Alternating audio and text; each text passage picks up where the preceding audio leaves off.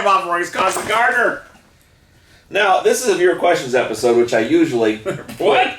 What are those? So usually I circa 2023, we used to do these things back in called the day question shows. So usually I number those separately, like this would be 36, but this is episode 1000.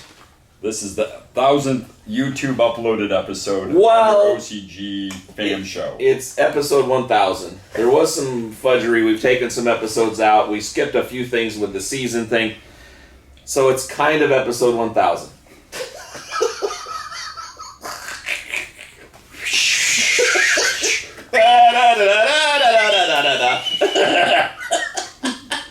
Jack's licking the tripod. Good So tripod. anyway, we have your questions. So today we're giving nothing away, and probably not even good information. Today we're here to confuse you more. So this should be a real good episode. Question number 1 from Jimbo.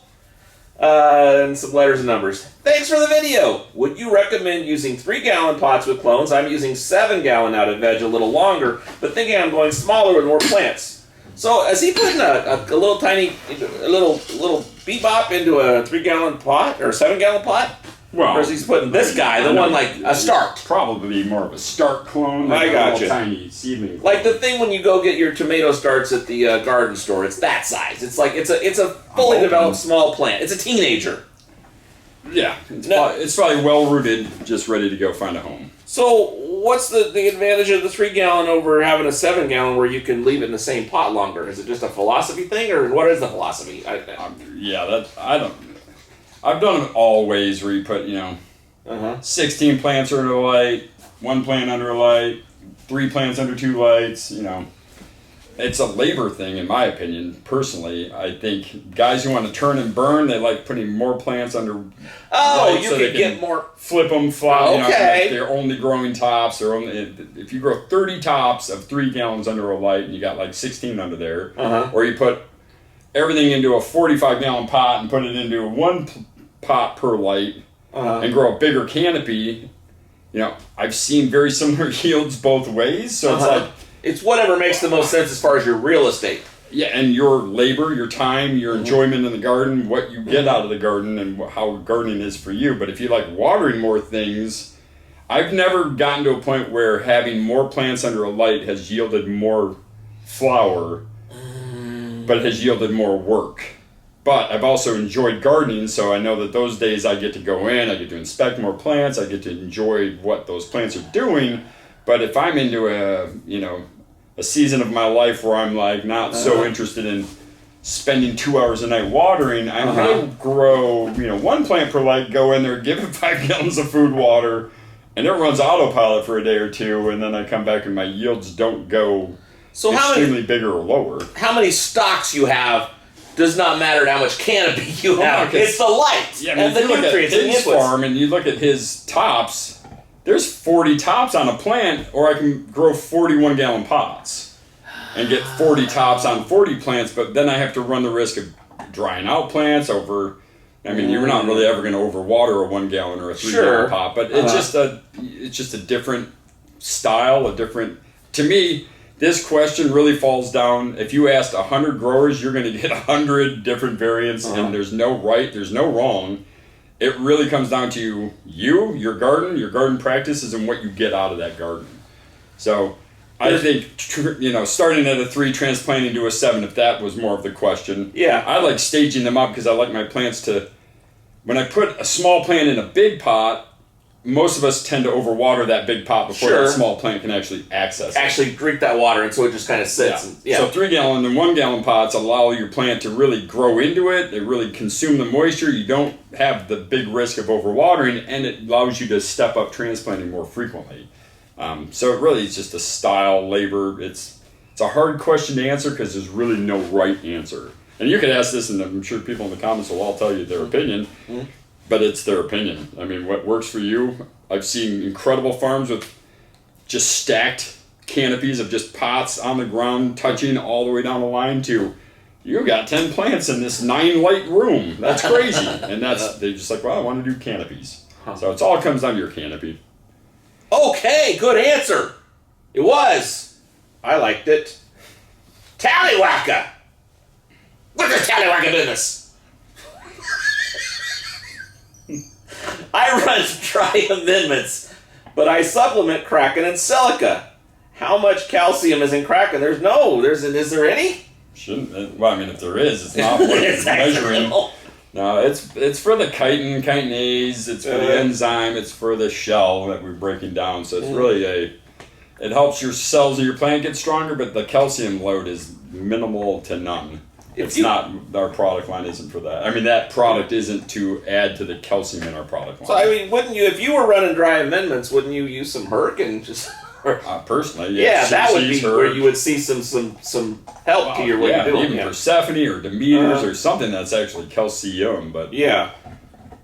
So don't do that. I mean, do it. It's fine. You're going to get the silica benefit of it. Yeah, exactly. Oh, so it's a flavoring. Yeah, a lot of people like the chitinase that comes from chitin. That is part of that enzyme breakdown. That becomes something that helps promote terpenes, but the calcium question is just minimal, if anything. Do you think you get a duller flavor from dry amendments than you do from when you put some stuff in there to? Well, that's another question. Opinion. Yeah, because I've had amazing no-till dry amendment built, soils that are 6 years old and been built out for years with all the right bone meal, and the dry amendment game. I think a lot of people follow a certain guy's recipe that I think is over nitrated, has too much PKs in it, but I taste some of that harshness in those super recipes. But I think if you've got your dry amendment game down, you can grow some. But that's the long game. That's the. You can get it going. I mean, I do it every year because outdoors, I'm not trying to do an indoor scene, so I just keep something in the corner of the vegetable garden, and it gets fed like my vegetables. So it's still minimal. It's one shot. It's some bone meal liquids, and the outcome is phenomenal. It's a weed. It literally is. Putting a crack in the sidewalk. It's going to do something. This is a question that you put. Good answer. This is a question that you put in here, and so I don't. It doesn't have a name with. I'm going to read it. Hello. I didn't ask for his permission, so I didn't put his name in. I have some gray areas I hope you can fill me in on. I want to raise my pH of a potted plant using your increaser. Olympus Up. I understand that I am to use the product in a gallon of water until I reach the desired level pH, then water the potted plants with it. What I don't know is, do I continue to use adjusted pH water during the duration of the growth, or is it a one-time dose? I would guess continued use, but I cannot find the answer on your site, and I am also concerned about a drenching of them.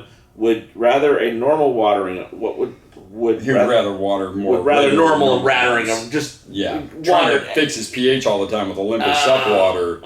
So my answer was to him, because this was an email I just handled. I would not recommend Olympus Up as a soil pH correction for any type of long term. And it's really, my answer to him was, Olympus Up was designed to correct the pH of a food, of a nutrient mix, something that has brought your regular water down below the 6.5 area. The Olympus Up is literally just to bring all that back up into an available, absorbable range. Gets into the place where you can take that calcium to your plant. Yeah. And so for him, and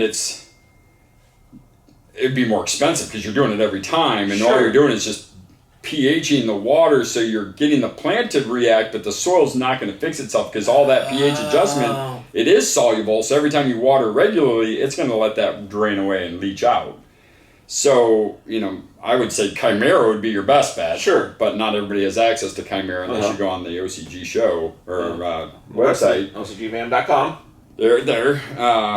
And then there's a 420 to 423 sale happening next week for Earth Day. So Earth Day.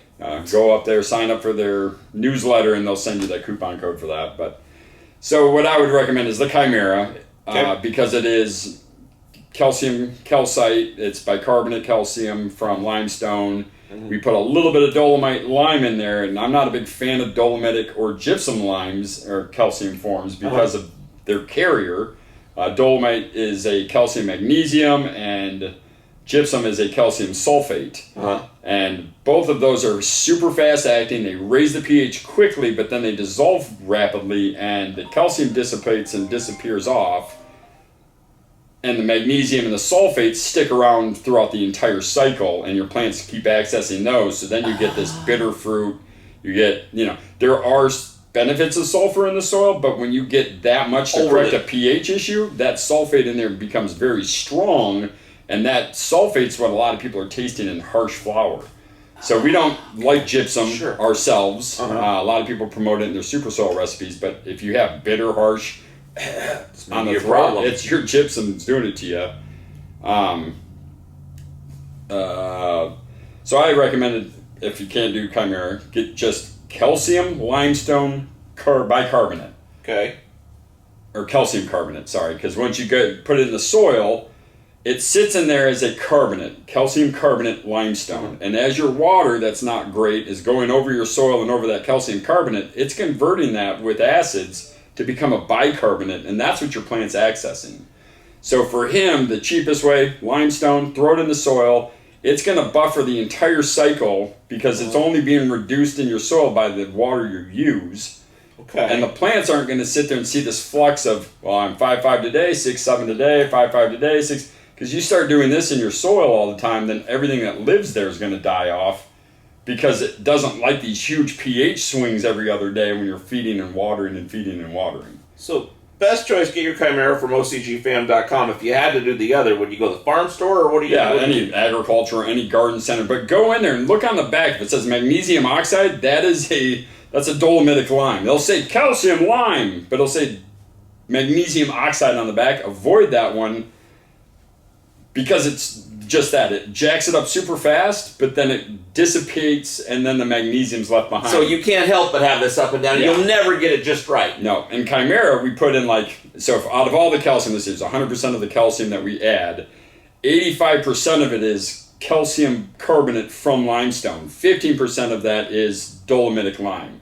And the only reasons most people are running into this end of veg pH drop from their water being too acidic or something that is just gone haywire in their system, so they want to get that pH back up into the bloom cycle. You gotta goose it back in. You want it fast. Okay. So that's why we put that little bit of dolomitic, so when you add it, it jacks up your pH, then the dolomite starts to fade with this little bit of magnesium, keeping your magnesium healthy in the plant without overdosing it, and then the calcium from the limestone slowly breaks down for the rest of the cycle, maintaining your pH, so you're creating a nice balance with the two different forms of calcium. Gypsum, I just have no place for it unless you are growing rhodies, azaleas. Those make those colors super vibrant. They turn pink ones to blue or purple.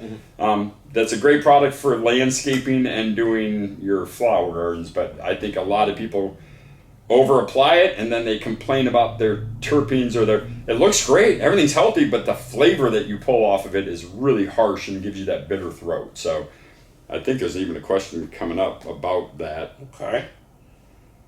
But yeah, so that was the answer to that. And then that way you don't have to sit there and worry about overwatering, because once that calcium carbonate's in the soil, it's only going to go away if your water makes it all go away. And it's not soluble, it has to actually break down from acid. Okay, I got you. And acid from even as simple as carbonic acid, which is rainwater created, because it's just CO2 reacted water, will get you carbonic. And so, but a lot of people just have really bad water sources, like a 6.0 pH in your tap water. That's going to make that limestone available every time you water it, because it's going to try to buffer itself. So this is like a salt lick instead of a salt shaker. Literally. Yeah. Okay. Yeah. All right. B-Man, since winter is almost over and people like me are getting the itch to start some veggie plants indoors, putting soil slurry numbers, pH 6.9, 500 ppm, pH 6.9, ppm's 500. What would you recommend to bring pH down closer to 6.5? Hades down versus Gaia versus Herc. I am still looking through the old episodes to find the answer. Well, thanks for giving me some options. Yeah. It's tough when you have high pH soil, which really 6.9 isn't too horribly, but for seed starting, I see the concern. You really want to be in that mid-60s. Yeah. So, I would get them planted check your pH of your water. If your water pH is above 7, that's going to keep a problem going for you. What I would do is just water them, like get a gallon of water, pH that down, and I'd use carbonated water. Club soda, like just any kind of carbonated water. Non-flavored carbonated water. Okay. Again, it's carbonic acid. It's literally like a rainwater. That will treat your water, and then that water will go in and treat that 6-9 and help break down that high pH. But it won't slam it down. It will slowly kind of tick it down to where it's in a nice neutral state, and then you can just start feeding from there. If you want to go a different route, Gaia. That's out of those 3. I would use Gaia because it'll bring your pH down. The organic acids in Gaia will help break down that calcium in the soil, or the carbonate that's creating that higher pH. You would never use Hades. I mean, not never, but I'd rather not just give them phosphoric acid when I can give them, liver and all the different food sources that we're trying to get to them. And why the Gaia over the Herc? Because it's more broad spectrum. There's feather meal in it, there's kelp, there's, Herc is bone meal, and it would do great for rooting and it would promote stuff, but you're trying to get a seedling to go and then take off with a food source. Why not? Gaia is going to be a more broad spectrum food for them to eat. But carbonated water, just for the seedling stage, will really help a lot without harming anything in the process. It's very gentle. Okay. Frank Swanson. I noticed, here it is. I noticed, I was thinking about this question when you were, I'll just say the question. I noticed Scott was like, not gypsum at 311 in the video. And I'm wondering what is up with that. Does nectar not like gypsum? Here is why I ask. I've been using nectar for a few rounds and I'm starting to have great success. I got huge dense buds, but they are all a little harsh. I think I added too much calcium.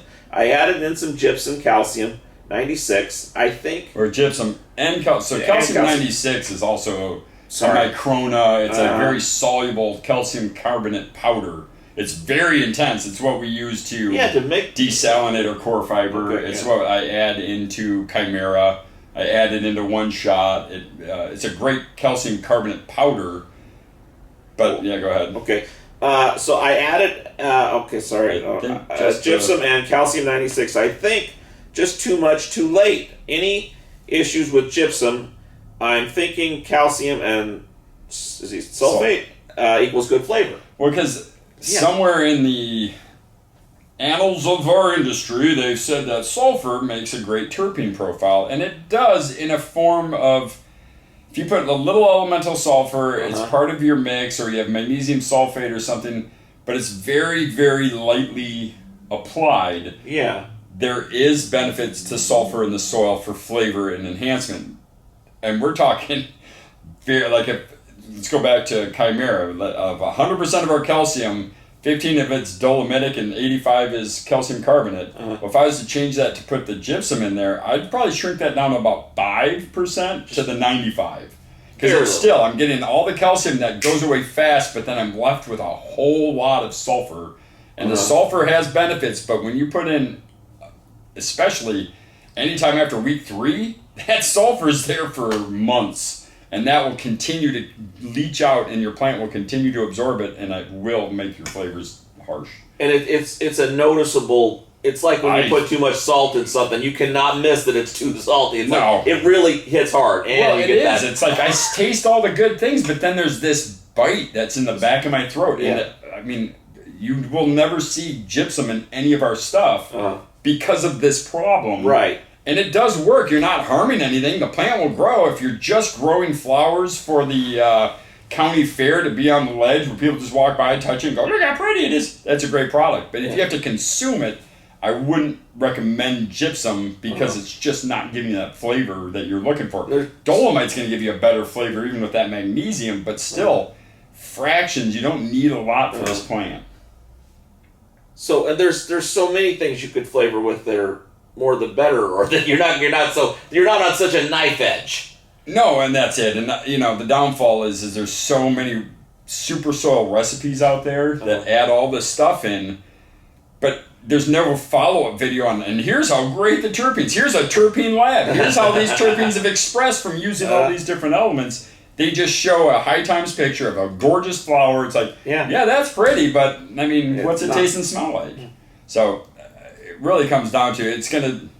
If you need to add more calcium, that calcium 96 or whatever I call it my Corona, that stuff is a great corrector. But again, it's fast because it's like powdered sugar almost. It's flour. It's so fine that it just wants to wash out. So I would supplement that and say, hey, throw in some calcium carbonate limestone, a little bit of the fine flour to correct your pH. And then that limestone is going to give you all the calcium you're going to need. So your calcium 96, this stuff is like, holy shit, I'm in trouble. To kind of bring yourself back up, but that's you don't make Olympus up. I mean, we usually put in thousands of pounds of that, and then we hydrolyze it and turn it into a liquid. And so it's fast, and it's the most soluble of the calcium forms.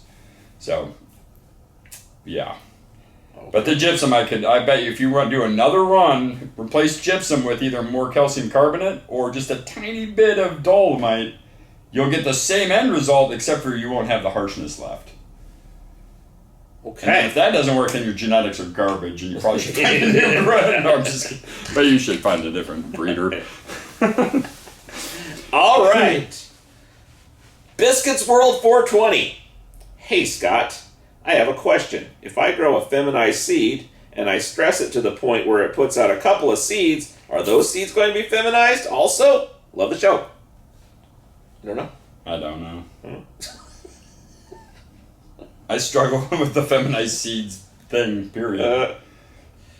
Yeah, I don't know. I would say I'd call the breeder or call a breeder. And they'll tell you something. Yeah, and that may or may not be true. And then, I don't have an answer. I don't know. I mean, I've grown a lot of seeds out from plants that have seeded 1 or 3, and they've all turned out. Well, not all. I've had one turn male, and I've had a bunch of females. And you just don't know. You're I think messing with nature. I don't know if anyone else noticed how in the last 3 years we went from these pretty well-respected, high-level breeders around the country. There's a handful that really had names. Dynasty Seed, these guys. You know these guys, yeah. Aficionado, blah, blah, blah. But then all of a sudden, everybody and their mother was a breeder, and everybody had feminized seeds from whatever they were doing from chucking pollen in their rooms because their lights were on a bad cycle, and everything hermaphrodited. And then all of a sudden, we got all these seeds, Jim's Blueberry Frankenstein stuff, and you're going...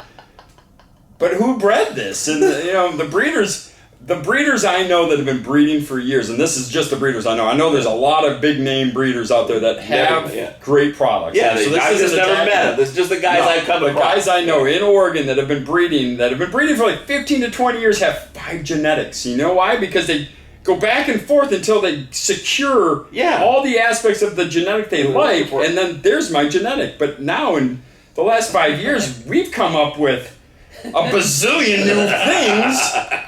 Like, we are just creating weed from nothing. Like, it's amazing how the breeder game has turned into there's a new strain every day. Even though you could probably have them all genetically tested, and it's like, well, we got a whole lot of Blue Dream and some Afghani strains. But we're going to call them all these cool names like Skidmark and Gravel Fart and all the whatever. Purple Nurple. So I can't tell you, honestly, the feminized seed part, I'm sure that all the breeders can have their argument and talk about all that. I make fertilizer, and I can tell you how to make it taste good. And it's still a weed to me, so. Okay, good answer. Not really. Sorry. Scott Packer. If I add carbonated water on my feed day, will it harm my microbial population in the soil? As far as it shouldn't, period. But if you're just mixing up a fert and then you have to bring it down with carbonated water, it absolutely won't hurt anything in there. If you're just using it as a water, it's literally reacting and creating CO2 in the soil. So carbonated water, as it's breaking down, it turns into oxygen and water in the soil, and the plants love it, microbes love it. I think if you did a super concentrated low pH carbonated water, that shift of pH would be the more harmful thing than it would actually be the carbonated water. So if you could theoretically water with carbonated water for all your water, but you would certainly have some pH it's just going on. Yeah, because of the reaction you'd be doing. Yeah. And you would also be stripping your soil to some extent. Oh, you would be, because it'd be like RO water. There's nothing in it. It's an acid in all aspects. It just wants to dissolve everything and rebuild itself into an actual usable water. So it's very harmless to most things. The only time I'd see it being an issue is if your soil pH is 8 and you water in a 6 carbonated water, just concentrate, then it might harm some of your bacteria. But for the most part, it's very safe practice. I like, if I could, and it was affordable, if everybody had soda machines, don't buy Hades down. I'd be adjusting my pH with carbonated water and Olympus up. You would just need so much of it that it would be... It becomes, you can't bottle it. You can't, I couldn't bottle it and make it affordable for anybody to buy. It'd be stupid when you can just go to the grocery store and add a couple gallons for X price. Or just make it. I mean, I'm telling you, last time I went to Goodwill, there was like 40 of them on the shelf. They're like $8. So it's like, get that, and the canister's $9, and you can literally make hundreds of quarts of carbonated water on demand just to lower your pH. So you put Hades out of work, but other that, I don't care. Hades never help. Always been conflicted about Hades. It's literally just phosphoric acid, and that's it. But it's like a dumbed down version with a little citric and fulvic, so it's not so harsh. But if you really needed pH adjustment, go get Advanced Nutrients. It's 0.51. It's pure phosphoric. I don't even know how it's illegal to sell that. It's like it needs a hazmat label. And I can tell you, it's like that stuff is like a 2 pH. So the 0.51 and all these people are, yours is all... Yeah, it's because it's not caustic and kill you when you open the bottle. I mean, it's literally not a safe product to use. It does burn. Dude, I haven't treated my hot tub in like months other than a little bit of chlorine to make sure nothing grows. I don't check any of it. I'm lazy and I'm stupid. I don't really use it that often. But I went in there like 4 days ago because all my body hurts. I make one shot now. It sucks.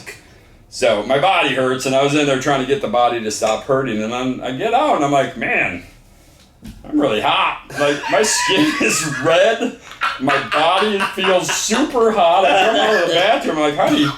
So I ran in the shower. I'm in trouble. What the hell? So I'm like going, because I'd seen that story about that guy he went to an Airbnb with his family. He gets in the hot tub. Family goes inside, some water splashes in his mouth, blah, blah, blah. The next day, he's in the hospital. 72 hours later, he's dead from this creepy bacteria that grows in hot tubs. Oh, shit, so you're freaking out. Oh, yeah, I'm going to die. A hole on the skin. My whole body's red. All I'm thinking is about this guy who died after 72 hours after hot tubbing. So I'm like, but wait, no, this burns. So I went out my pH pen. It was horrifying. 3.2. I soaked for 25 minutes in 104 degrees, 3.2 fucking Hades down. So I'm sitting there going, oh man, we got to get in the pool. Come out looking like the Joker. Oh, dude, that was horrible. What's wrong with you? You didn't even get burned? I'm like cooked over here. That Nordic skin did not like, no. It's like swimming in Coke. It was terrible. So yeah, I had to shut the pool off or the hot tub off, and now I got to drain it, get some more, and that was dumb. But yeah, check your hot tubs and pH knuckle is very. Well, that's it. Sodium carbonate and some calcium carbonate brings it right back. The downfall is it's not a small tub, so it's like and I live on a well in the country that's filled with. No, I have a little hot tub, and I drain it just like done it every month or so. It's like done. Drain it. No, starting over. Because you get this thing where you're like, it's like with the gardening where you're the back and forth. You're going up and down. So now what have I made? This can kill. Sow my toes. Oh well, that's a good way to get rid of that toe fungus. Well, the one good thing is my skin felt really silky smooth because I shed like 3 layers off. It's a chemical peel. It was. I really was in there going, why is the floor is slippery? And then I thought about that, thought about the burn, and was like, slippery floors. Oh yeah, whenever the phosphoric acid gets on stuff, you can feel it. It's slimy. Yeah, it's like... So my whole tub, everything was slimy inside of it. And it wasn't green. It was no color. There's no smell. No, I've had it. It was just burning the hell out of me. So, check your alkalinity in your water and your pH. Because both those things are very good for your skin. I don't know what I just did to myself either. Good thing I'm 53 and not wanting kids, because I'm pretty sure between me and her, something of ours isn't working anymore. You're going to create some sort of mutant. Yeah, or it's gone. Okay, John. How high is too high? Well, high as a motherfucker. go back to those. There's more to the question. When it comes to ppm in tap water. Ah. I live in Arizona, and the ppm in my tap water is 332 ppm this morning.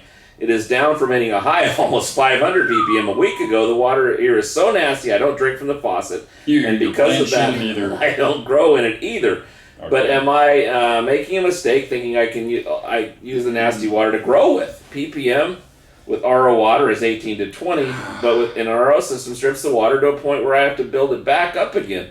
Am I just creating work for myself? No, you're saving your garden is what you're doing, and you should be doing it for yourself too. But yeah, no, it's you on some level, plants are a lot like us in that they don't like the bad water. Yeah, but I mean, they would acclimate to 332, but you definitely notice there's always this trend in your garden that's happening, and it's going to be something in that water. Down there, between Texas, Arizona, New Mexico, all that, there's so much atrazine in the water. Which is? It's a pesticide for the corn and cotton and wheat, and so they use it on everything. Great. Well, you remember the guy in Berkeley who made that solution that made frogs gay? It was atrazine. So look it up. It's a pretty impressive little documentary on gay frogs. My God. So the gay frogs is because they were giving them atrazine, but the amount of atrazine, because I've had lab tests from a lot of farms down in Arizona and Texas, and it's just the amount of atrazine in their water is like, man, that is scary. The leachate that is going into people's drinking water. So you're doing, I hate to say it, I'm not a huge fan of RO water. I would only be using RO water in your space. And this is where those calcite charges are key. Because if you can take your RO water, have it at between a 5.9 and 6.5 pH coming out of RO, going over that calcite reactor, that's going to rebuild it all up. I mean, if you wanted to go ham, have one calcium carbonate calcite reactor, so the water goes over that, it builds the calcium back in, then it goes through a magnesium charger and it builds magnesium back in. Everything else you can put in through the bottles or through one shot or an amendment. I would stick with RO, and I would continue to rebuild your water, because your plants will thank you for not going to. You're not missing anything in your water at those numbers. So this water is not just rich in some sort of calcium or something. It's got problems. Oh, and they know it. I mean, And it's a statewide issue. It's not just... Yeah. So yeah, it's one that it's worth doing the extra work, because everything in your soil is going to like it. Everything in your plant's going to be benefit from it. And, you know, get a filter for yourself for sure. Well, so like, I'm guessing like you have a well in Montana or somewhere where there's a lot of... It depends on where you are. But there are places where there's just a high ppm, but it's naturally a high ppm because of the minerals in your soil, not because of the poison in your soil. Well, and that's it. There's also, it's an ancient ocean bed, so you got sodium. I mean, that part of that 500 could just be ocean water. I mean, there's places here in Veneta that literally have 1,200 parts per million. It's salt water coming out of the wells because it's old ancient seabeds. Out in Utah, they just put water into the ground and just the salt bubbles up out of it. They just peel it off. Yeah. Tons, so, unfortunately, I would stick with RO down there. It's definitely going to save you. Okay. Last question. Closet cultivars. Now, this is actually Gray Bush 1976. He puts it at the end. Remember him? He's done a lot of He's got a new name on the YouTube. Longtime Nectar Fam. New profile name. You've always specified to mix the bottles in a particular order because of interactions that occur. I've never questioned that, and it's easy enough to follow the recipe. With that said, my question is this. Is it okay to mix a concentrated solution of the nutrient and add that to a larger final volume of water? Example, mixing up for 3 gallons of solution, I start with 2.5 gallons of plain water in a bucket. In a separate 1 gallon pitcher, I mix up half a gallon of water with the appropriate ratio of the bottle nutrients for a 3 gallon finished solution. Then take the concentrated nutrient solution and add it to the 2.5 gallons. Do this just for mobility issues. I am assuming I need to wait to test the pH when everything is completely mixed together. Dumb question?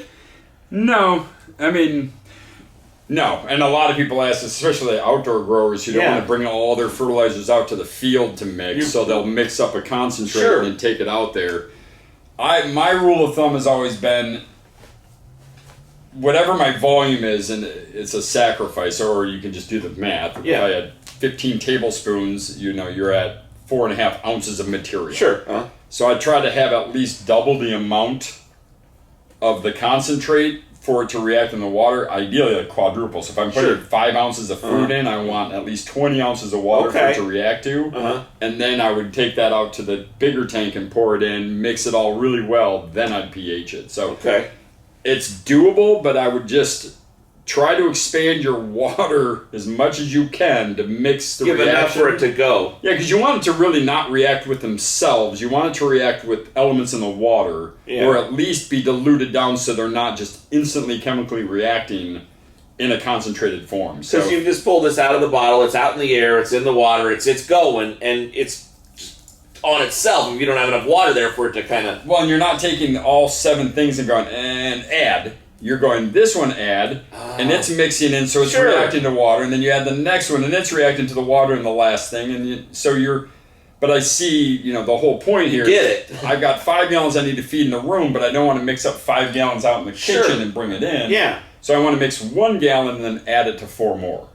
Totally doable. You may see, you may or may not ever see, but there could be this fraction of less availability, but if you have a microbial field that's strong in the soil, then you're not going to even notice that. So I just don't like mixing. The worst one is I'm going away for 2 weeks and I want my friend to come over and grow for me. Well, you shut your garden down. Save yourself some heartache. Just leave now knowing they're dead when you get back. But is that same thing. Is like, can I pre-mix daily feeds in jars so all they have to do is come and pour a jar into the allotted amount of water? And no, you can't, because the concentrate is already reacted by the time they get there. And even if you do that if you mix up 5 gallons worth of stuff and a half a gallon of the solution, you want to get in there and get that mixed into the rest of that water so it stops reacting in this concentrate and reacts in the water instead. So these bottles are all separate because... You can't, if you put it all together. One shot. If you mix all these together, it would die. It literally turns into this. It goes back to its pelleted form because it's a chemical reaction that's taking it and turning it back into stones and unavailable things. I gotcha. So yeah, it's not a dumb question. I get it a lot. And it really comes down to, I would dilute it down into as much water as you're comfortable carrying, to add it to the larger. The more water you can use in your small batch, the better. Yep. And certainly not no water. No. You gotta. I think he's safe in this reaction. I think as long as you're doing it within the half hour of getting it into the next vestibule of water, you'll be good to go. Okay. So there's that. Yep. 36 sale next week. Oh yeah. So remember that. Get signed up. Yeah. OCGFAM.com. Big savings.